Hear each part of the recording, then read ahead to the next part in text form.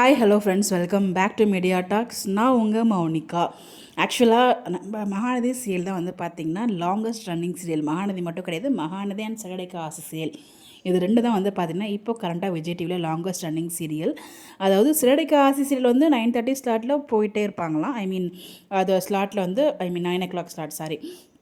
அது மட்டும் எந்த பிரச்சனையும் இல்லாமல் அது மட்டும் ட்ராக் ரன் பண்ணிகிட்டே இருப்பாங்களாம். டைம் சேஞ்சே இல்லாமல் அவங்க பாட்டு ரன் பண்ணுவாங்களாம்.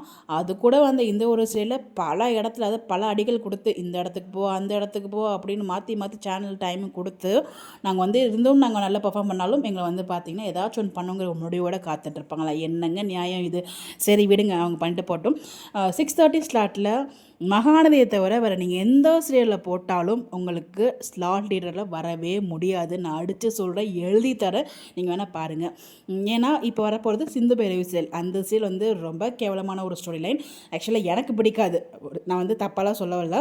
அங்கே ஹீரோ ஹீரோயின் சேர்றதே எனக்கு வந்து பார்த்திங்கன்னா நிறைய அது லாஜிக் இஷ்யூ. எனக்கு திரவியமும் ரொம்ப பிடிக்கும்.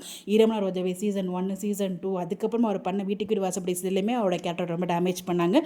அதே மாதிரி இந்த ஒரு சீரியலுமே அவரோட கேரக்டர், அதாவது ஹீரோ ஹீரோயின் எப்படி ஜாயின் ஆகுறாங்கிறது எனக்கு அப்பையிலேருந்தே அந்த பொய் சொல்லி அவ்வளோ லவ் பண்ணி அந்த சீரியலில் வந்து ஜாயின் ஆவாங்க. அது வந்து எனக்கு அப்பையிலே ஒரு பிடிக்காமலே போயிடுச்சு. அந்த ஒரு ட்ராக், அந்த ஒரு ஸ்டோரி லைன். ஆனால் பைரவியோட அந்த ஒரு ட்ராக் பிடிக்கும். பட் ஆனால் இந்த ஒரு சீரியலில் இது இப்படி போயிட்டுருக்கிறதுனால வந்து பார்த்தீங்கன்னா இதெல்லாம் வந்து ரன் பண்ணுவாங்களாம்.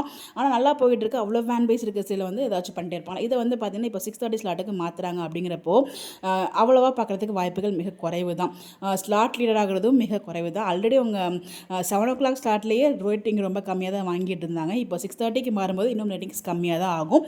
ஸ்லாட் லீடராக ஆக முடியாது. பிகாஸ் அதுக்கு ஆப்போசிட்டில் பர்ஃபார்ம் பண்ணிகிட்ருக்க நம்ம வீராவாக இருக்கட்டும், செல்லமே ரெண்டுமே செம்ம சூப்பராக பர்ஃபார்ம் பண்ணிகிட்டு இருக்காங்க. அதுவும் வீராசில் ரொம்பவே சூப்பர் பர்ஃபார்ம் பண்ணிகிட்டு இருக்காங்க. அவ்வளோ அழகாக ஆஃப்டர் லீப் ரொம்ப அழகாக அந்த குட்டி பாப்பாவும் இருக்கட்டும், ஹீரோ ஹீரோயின் எல்லாமே ரொம்ப அழகாக மூவ் பண்ணிகிட்டு இருக்காங்க. அதே ஆப்போசிட் சன் டிவி சீரியலில் பார்த்தீங்கன்னா செல்லமேவும் 7 o'clock போயிட்டுருக்க அன்னம் சீரியலும் வந்து பார்த்திங்கன்னா மகாசங்கமம் கொண்டு வந்திருக்காங்க. ஸோ அப்படிங்கிறப்ப அது அவ்வளோ ஒரு மூவி ரேஞ்சுக்கு எடுத்திருந்தாங்க. ப்ரொமோவே பார்த்தேன். ஸோ அதாவது ஒரு குழியில் இறங்கி விழுந்துடுறாங்க அந்த பாப்பா. அதை காப்பாற்றுறதுக்காக அண்ணன் வந்து கீழே இறங்குற மாதிரிலாம் ஒரு சூப்பரான ஒரு ப்ரொமோ. அவ்வளோ அழகாக இருந்துச்சு இந்த ப்ரொமோவே பார்க்கும்போது. அந்த சீரியலுமே நல்லா தான் இருக்கும்.